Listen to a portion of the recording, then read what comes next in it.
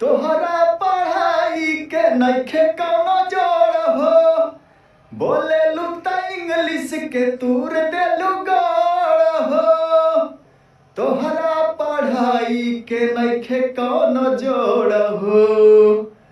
हाँ तोहरा पढ़ाई के नइखे कौनो जोड़ हो। बोलेलू त इंग्लिश के तूर देलू गोड़ हो।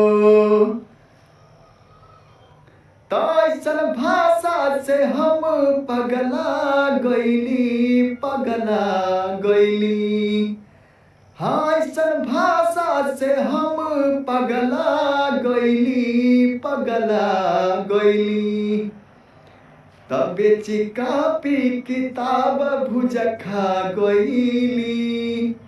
हाँ बेची कापी किताब भुज खा गईली। ए राजा नैहर में हाँ राजा नैहर में कहलम चबा गईली।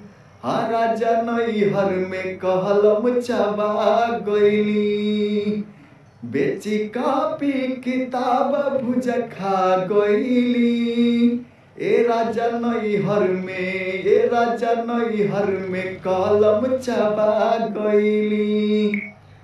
अनपढ़ के तू ताला गेलू एजेंसी। तू पढ़ल होई तू आशा में वैकेंसी। अनपढ़ के तू ताला गेलू एजेंसी। तू पढ़ल होई तू आशा में वैकेंसी। कमाई तू करेंसी भक भक बुतत रहे पढ़े घरी दियाबा। भक भक बुतत रहे पढ़े घरी दियाबा। पियावा रे पियावा रे पियावा।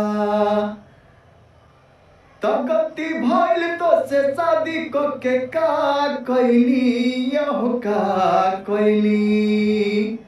तगती भइल तो से शादी के का कैली ये हो का कैली। तब बेची कापी किताब भुज खा गईली।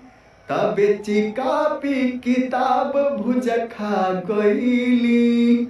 हे राजा नैहर में हाँ राजा नैहर में कलम चबा गईली। हे राजा नैहर में कलम चबा गईली।